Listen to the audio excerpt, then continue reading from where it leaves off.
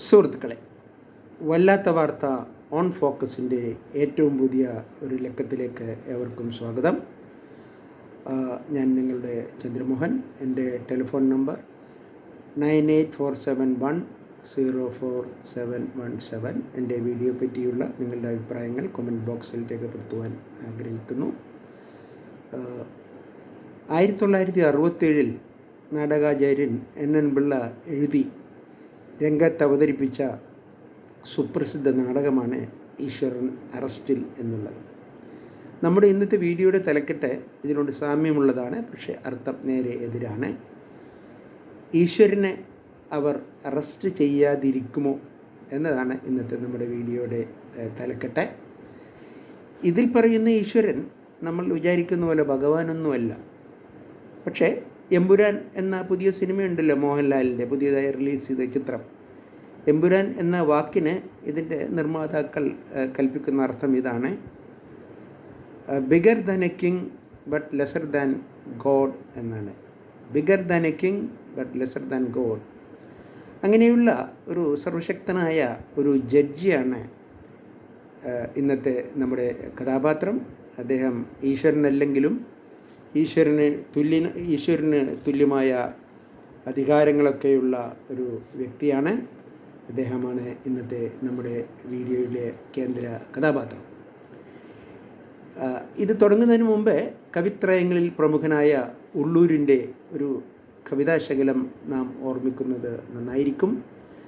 വിത്തമെന്തിന് മർത്യന് വിദ്യ കൈവശമാകുകിൽ, വിത്തമെന്തിന് മർത്യന് വിദ്യ കൈവശമാകുകിൽ, വെണ്ണയുണ്ടെങ്കിൽ നറുനൈ വേറിട്ട് കരുതേണമോ, വെണ്ണയുണ്ടെങ്കിൽ നറുനൈ വേറിട്ട് കരുതേണമോ.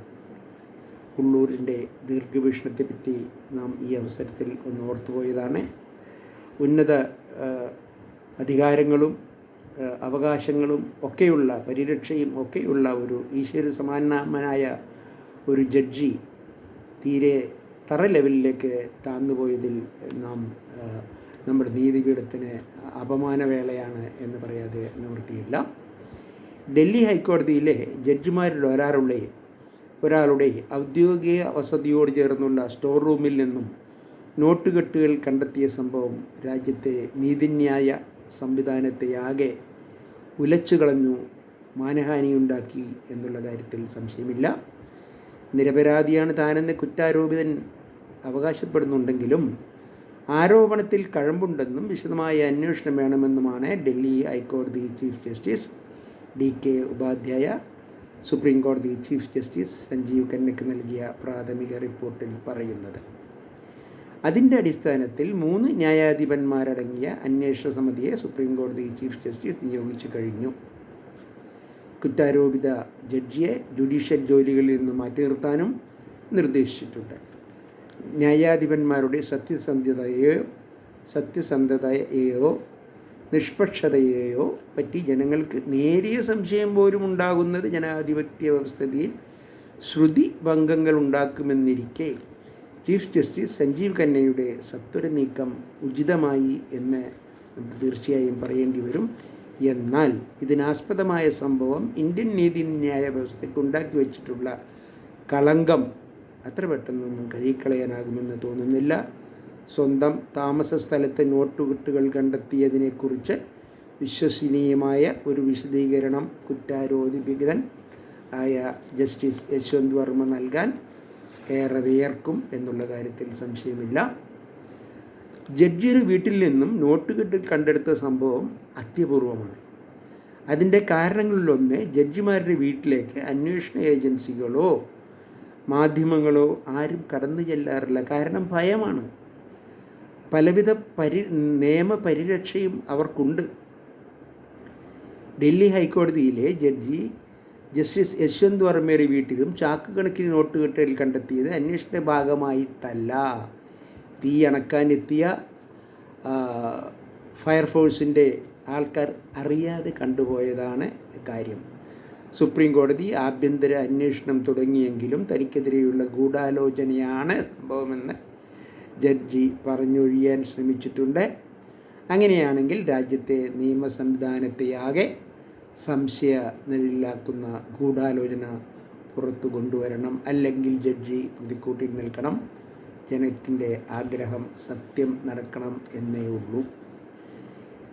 കഴിഞ്ഞ 14 രാത്രിയാണ് ജസ്റ്റിസ് യശ്വന്ത് വർമ്മയുടെ വീട്ടിൽ തീപിടുത്തമുണ്ടായപ്പോൾ തീ അണയ്ക്കാനെത്തിയവർ കണക്കിൽപ്പെടാത്ത പണം കണ്ടെത്തിയത്. എന്നാൽ മാർച്ച് 21-നാണ് വാർത്ത പുറത്തു വരുന്നത്.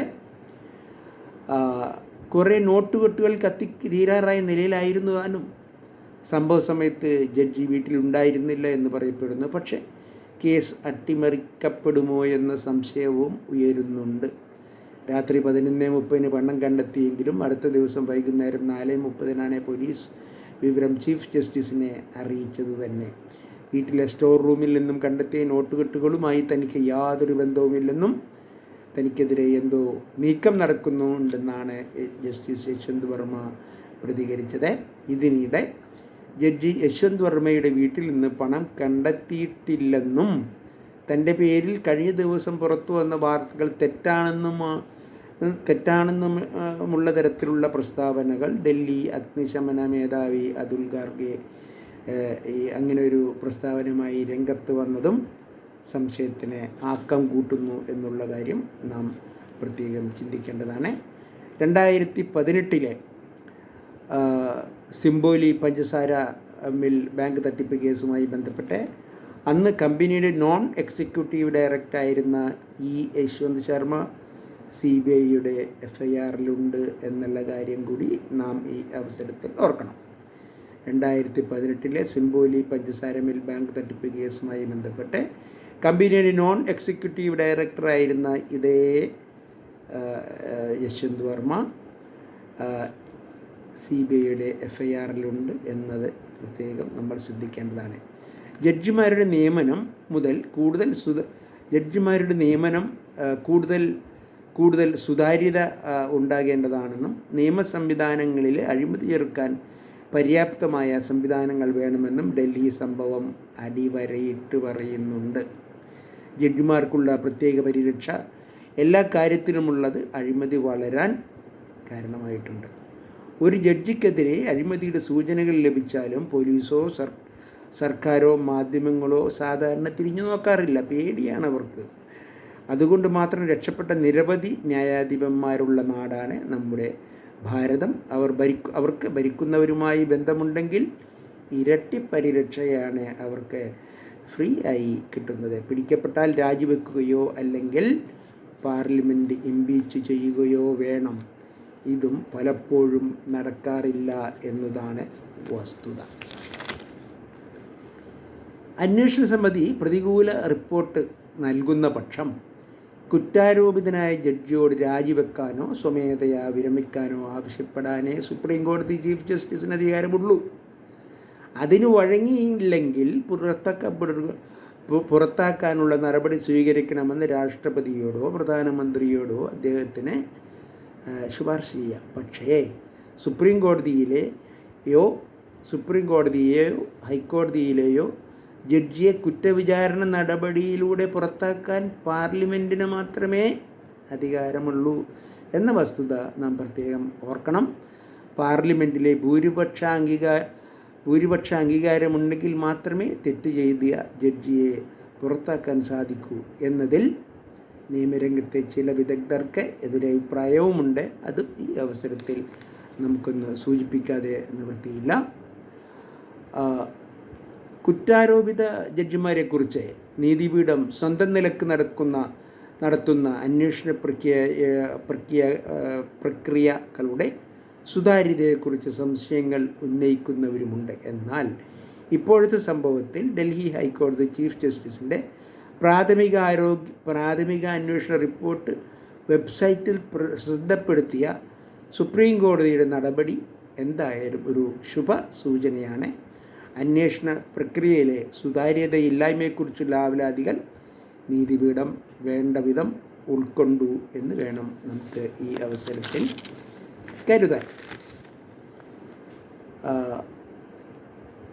2019 കുടുംബാംഗങ്ങളുടെ പേരിൽ അനധികൃതമായ സ്വത്ത് സമ്പാദിച്ചതിന് CBI കേസുകൾ എടുത്തിരുന്നു ഒരു ജഡ്ജിയുടെ പേരിൽ. ലക്നൌയിലെ ഒരു മെഡിക്കൽ കോളേജുമായി ബന്ധപ്പെട്ട് ആ കേസിൽ വിധി തിരുത്താൻ കൈക്കൂലി വാങ്ങിയെന്ന ആരോപണം ശരിയെന്ന് കണ്ടെത്തിയെങ്കിലും ആ പ്രസ്തുത ജഡ്ജി രാജിവെക്കാൻ തയ്യാറായില്ല. ശുക്ല എന്നാണ് അദ്ദേഹത്തിൻ്റെ പേര്. അദ്ദേഹത്തെ ഇംപീച്ച് ചെയ്യണം എന്നാവശ്യപ്പെട്ട് സുപ്രീം കോടതി പ്രധാനമന്ത്രി നരേന്ദ്രമോദിക്ക് കത്തയച്ചെങ്കിലും ഒരു പ്രതികരണവും ഉണ്ടായില്ല. വർഗീയ അഴിമതി ആരോപണങ്ങൾക്ക് വിധേയരാകുന്നവരും പരാമർശങ്ങളും ന്യൂനപക്ഷ വിരുദ്ധതയും തുടർച്ചയായി നടത്തുന്നവരുമായ ജഡ്ജിമാർ വേറെ ധാരാളം പേരുണ്ട് രാജ്യത്ത്. ഒഡീഷ ഹൈക്കോടതി മുൻ ജഡ്ജി IM ഖുദ്സി, കർണാടക മുൻ ചീഫ് ജസ്റ്റിസ് PD ദിനകർ തുടങ്ങിയ പലരും പലതരം പഴുതുകളുണ്ടാക്കി അഴിമതി കേസിൽ കുടുങ്ങിയവരുമാണ്, രക്ഷപ്പെട്ടവരുമാണ്.